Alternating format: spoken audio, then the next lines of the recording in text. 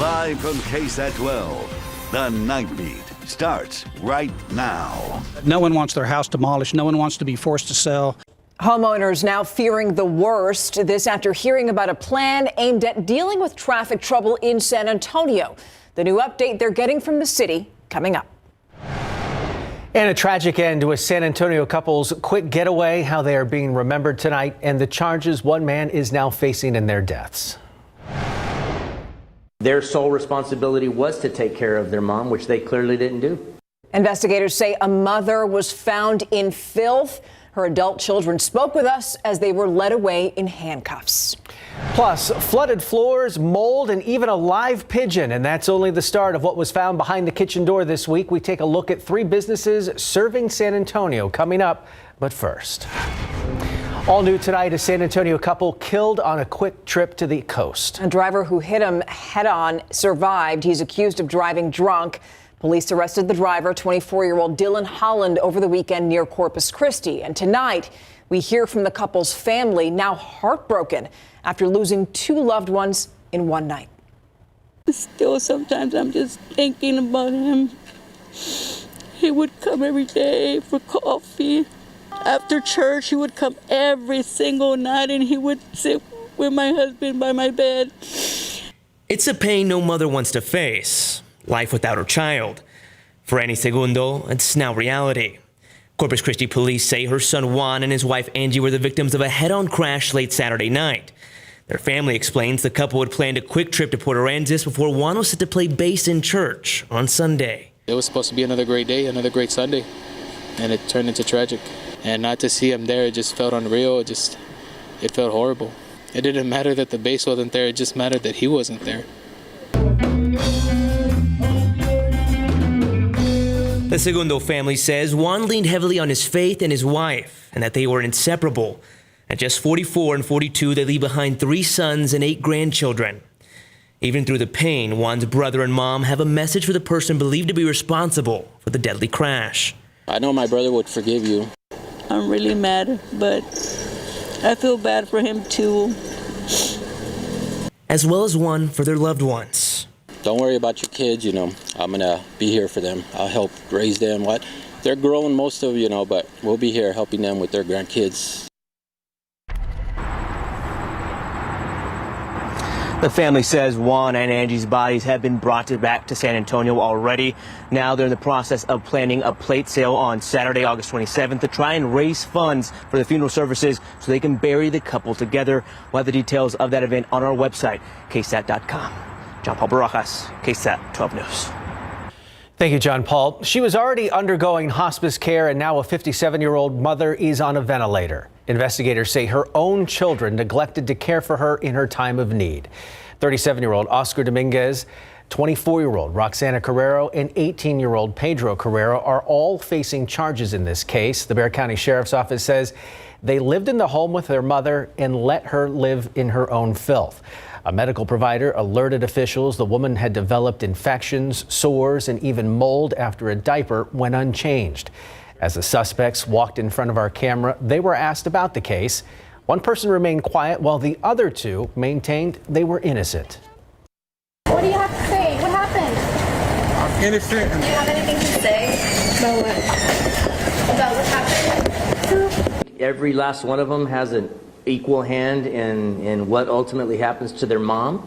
And, in my personal opinion, God have mercy on their souls. Sheriff Salazar says they learned about this case 2 days ago. He says the suspect told investigators they were trained to help in their mother's care. Investigators say their mother is not expected to survive and charges could be upgraded in this case. A deadly confrontation near the Riverwalk overnight. Police say 46-year-old Rafael Mata got into a fight with a 65-year-old man. Police say Mata punched the man near West Crockett and St. Mary's. Officers say the 65-year-old victim then may have fallen from some elevated landscaping and hit his head. That man was then pronounced dead. Mata now facing a manslaughter charge.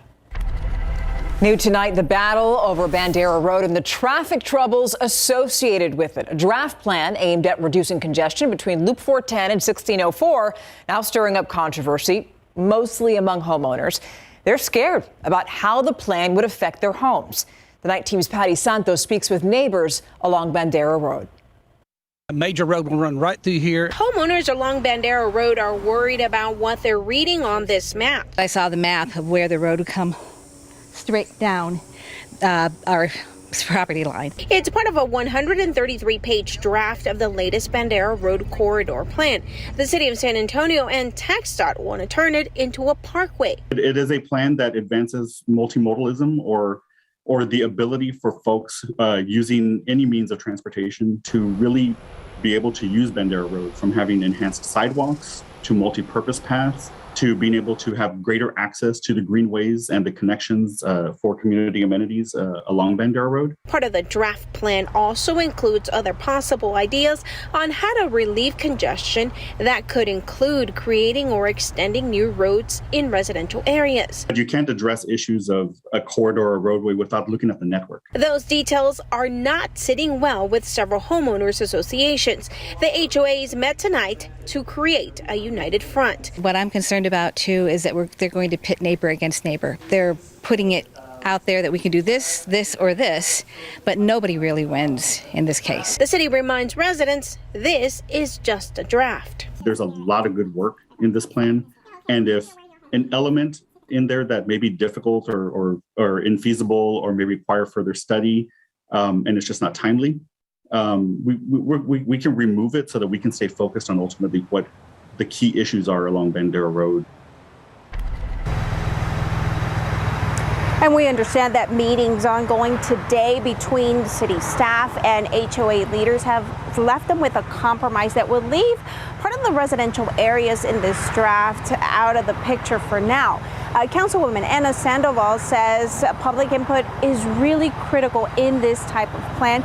There is a public meeting happening next Wednesday from 5 to 7 at City Church on Bandera Road. We have all that information on KSAT.com. We'll send it back to you. Patty, thank you. In other news, another 18-wheeler was found with migrants inside. You're looking at pictures from the Del Rio sector, where Border Patrol agents found 150 people in that trailer that you're looking at.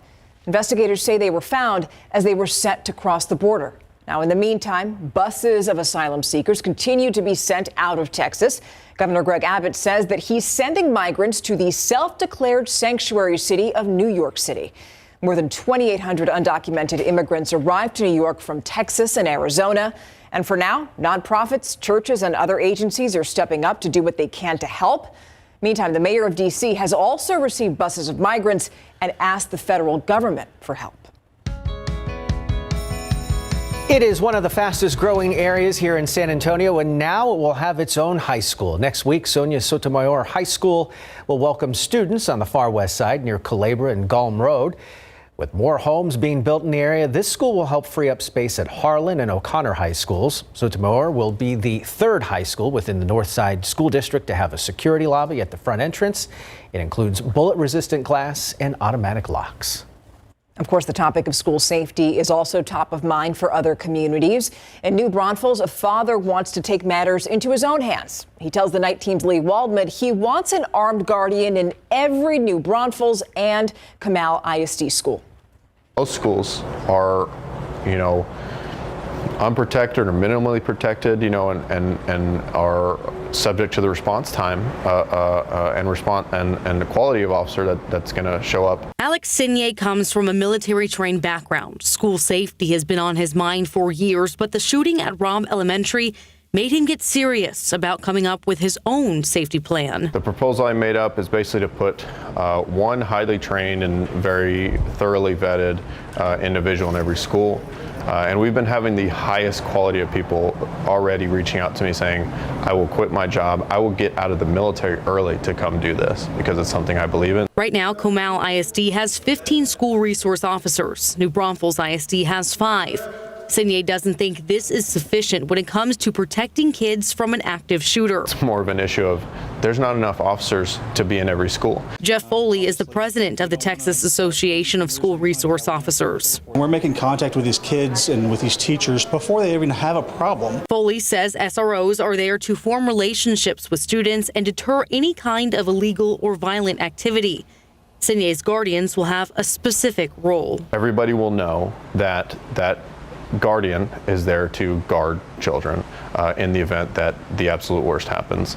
The operating costs, Sinye estimates, would be 1% of the district's total budget. I think right around $3.5 million yearly operating costs, which sounds like a lot, but that puts a person in every single school. Sinye says at this point, neither district is picking up his Guardian program proposal, but he's not going to stop pushing the school boards to do more to keep kids safe. This program takes away all of that variability to who's going to show up to one of these events. Lee Waldman, KSAT 12 News. We had the ingredients there today. The clouds and Mother Nature just didn't cooperate locally when it came to rainfall. A few showers out there, one east of Rock Springs and a couple in Blanco County and Hayes County as well. Most of this action stayed north of San Antonio and being very brief this evening. Rain chances again tomorrow up to 30%, but I see a more promising pattern for rain just around the corner and an update to that tropical swirl we're watching moving into the Gulf of Mexico in just a bit. Thank you, Adam. Pigeons are often seen outside, but health inspectors say they actually found a live bird flying inside one restaurant in San Antonio. I go behind the kitchen door to find out what else was uncovered. It's next on the Nightbeat. A buffet with a smorgasbord of problems, including a live bird flying inside and roaches in the meat grinder. Plus, moldy cheese and dirty soda fountains topping the list of violations health inspectors found during recent inspections of San Antonio restaurants. Here's what I found behind the kitchen door.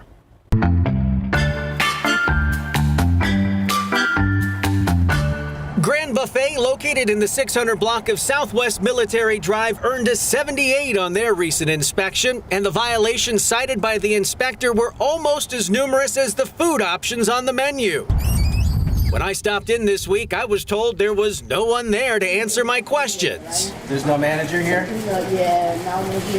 The report states kitchen staff began cleaning when the inspector arrived, but the cooks did not wash their hands before returning to handling food. A box of celery and cabbage was wilted and browning with a black residue. It was thrown out. A box of potatoes had a mold-like substance, and the jalapenos had signs of rot. The meat cutter had dead roaches and dust on it. There were live roaches in the kitchen and even more dead roaches throughout the business. There were also flies in the kitchen, and even a live pigeon was flying around inside the restaurant. The ice machine was also soiled with a black residue. Village number 1 in the 1500 block of New Braunfels earned a 79. There was a backup of sewage in the food prep area caused by faulty plumbing. The report states the floor floods when the sinks are turned on. Raw meat was stored above loaves of bread and baked goods, and there was also an unapproved barbecue pit outside. Finally, this Circle K on AT&T Center Parkway earned an 81. They had moldy cheese that was more than a month past the discard date. It was tossed out. There was a mold-like substance on the soda machines, multiple fruit flies in the food prep area, and a multitasking employee was caught eating a sandwich while preparing food for customers. That was an epic one. If you want to know who has good scores and who doesn't, we have a new tool for that. Just scan this QR code with your phone. It'll take you right to our new mapping tool. We have showing all the scores for local food businesses here in San Antonio. Those reports go back 6 months and they are frequently updated. I'm sure after tonight's report, that tool is definitely going to come in handy. All right. So here is Sky 12 taking a live look over Travis Park. We're showing this to you right now because in 10 hours, there's going to be a Jurassic Festival that's going to be taking place there. Starts at 8 in the morning tomorrow, goes to 6 o'clock at night. I would say that's a good spread, right, for people who want to go. They just need to know when the temperatures are going to be good. I would think earlier in the morning, right? The earlier the better. Yeah, that's usually the case. And we still have some rain chances in the days ahead, but I really am focusing more so on next week in terms of more promising and more numerous showers. Now, we did see some activity today, not so much locally. We had the ingredients there. Clouds just didn't want to cooperate, but take a look. This is out near Campbellton's. This is south of San Antonio. There's a nice shot from our KSAT Connect user. And here's, I'm going to give you another vantage point here.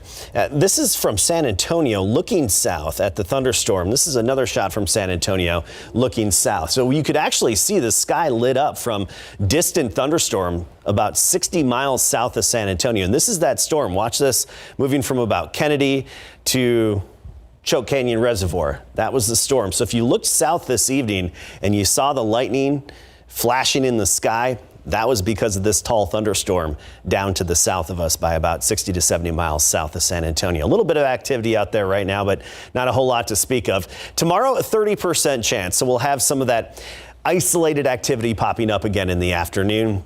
Only a 10 to 20% chance Saturday, Sunday, and Monday. And I think this weekend that's mainly closer to the Gulf coastline. So for the most part, looking dry until we get into next week.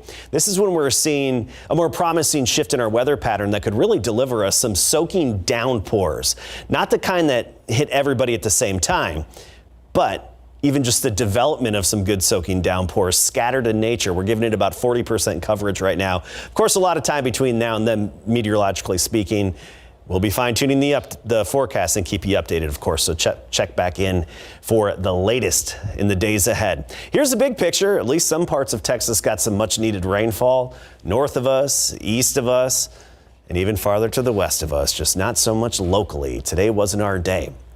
All right, now let's look down to the south, and this little area of energy causing some thunderstorms over the Yucatan Peninsula. That's going to be moving into the Bay of Campeche tomorrow and then drifting northwestern. Now, the National Hurricane Center has it as a 40% chance probability of developing into a more organized tropical system over the next couple of days. However, it still looks like this activity is going to be veering south of us, staying in northern Mexico over the coming days. So it's going to keep really its moisture far to the south of our area. I wish it was going to move right in and give us some good rain, but it just doesn't look like it's going to stay in Mexico and unlikely to really become a strong system. 99 our high temperature today, the average 96, the record 105. That was set back in 1909. So 99. We're still at 58. That's our counter. 58 days so far this year where we've hit triple digits. We're in second place. We're just one day away of tying for first place, and our 7-day forecast keeps us below 100. 82 right now, dew point is 67. Of course, you feel the humidity. It's sticky outside. And we had a weak boundary pushing southward today. And behind that boundary, temperatures right now near 80. Abilene, Dallas, 80, Lubbock, 74, along with Amarillo, even Oklahoma City at 73. But still 90 in Cotulla, 88 Eagle Pass, and 81 right now in New Braunfels. And for the most part, we're right around the 80-degree mark, 78 Bulverde and 81 in Converse. So tomorrow morning, here's our KSAT 12-hour forecast. Tomorrow morning, 7 a.m., 76 degrees, mostly cloudy, a 10% chance of a rogue shower. So predominantly dry in the morning. By noon, 88, and we'll start to see some more sunshine. And into the afternoon, we give it that 30% chance. So isolated or stray pop-up showers developing. 95, the high temperature tomorrow. That's locally. Hondo about 94, Bandera 93, Converse 93, and Floresville and Nixon making it to 95. Just below 100 for the 7-day forecast, but with the better rain chances next week, we could even be dropping below average near 90 by Tuesday and Wednesday. Stay tuned for updates. We'll be fine-tuning that forecast. That's exciting. Thank you. Looks good. All right, Greg, Cowboys wrapping up their annual stay in California. It brings a tear to my eye. It was just over a week ago I was there with them. But yes, they're leaving on a high note as far as workouts are concerned. When we come back, they're getting ready for their second preseason game after they didn't do so well in their first one. And also we come back, SAFC in Uvalde giving back. Coming up.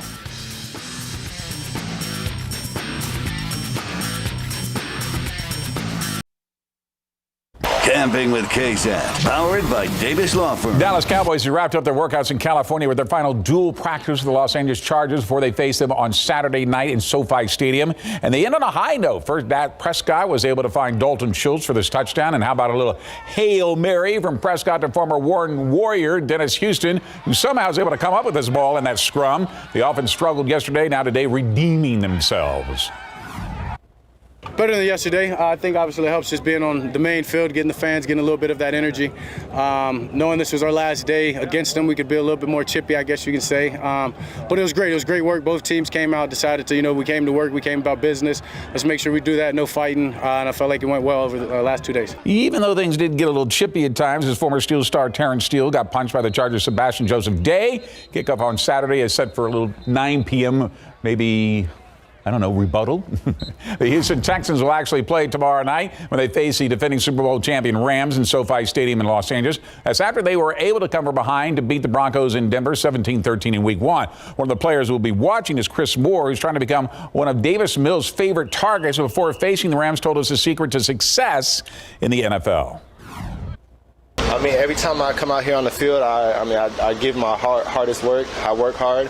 I think it should improve even more this year because me and Davis got some good time in the offseason with all the receivers getting together and throwing. So, I mean, that's the biggest thing in the league. If you could be consistent, you could play for a long time. All right, kickoff tomorrow night in Los Angeles is set for 9 p.m. Former Houston, now Texan, Cleveland Browns quarterback Deshaun Watson has agreed to an 11-game suspension and $5 million fine that has been approved by the NFL and Players Association. That's after the NFL appealed the original 6-game suspension after the league had wanted at least a year's suspension without pay. The ironic part about his suspension is that Watson's first game back will be against his old team, the Houston Texans. This all comes after 25 women filed civil lawsuits against Watson, accusing the football star of sexual assault during massages. But today, during the press conference, Watson still denied he did anything wrong.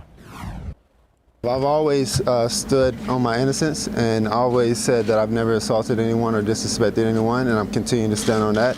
But at the same time, I have to continue to push forward with my life and my career. And for us to be able to move forward, you know, I have to be able to take steps and put pride to the side. And I'm going to continue to stand on my innocence and keep pushing forward. And I've always, you know, stood on not disrespecting or sexual assaulting anyone. All right, San Antonio FC getting back to Uvalde next. Head football coach Steve Sarkisian still not ready to name his starting quarterback. It has come down to Hudson Card and Ohio State transfer and South Lake Carroll product Quinn Hewers. Kick off the season against Louisiana Monroe, set for September the 3rd at Royal Memorial Stadium before hosting Alabama and then UTSA. Sarkisian was asked to describe the competition between the two. I would say it's tight. I would say both guys are working very hard.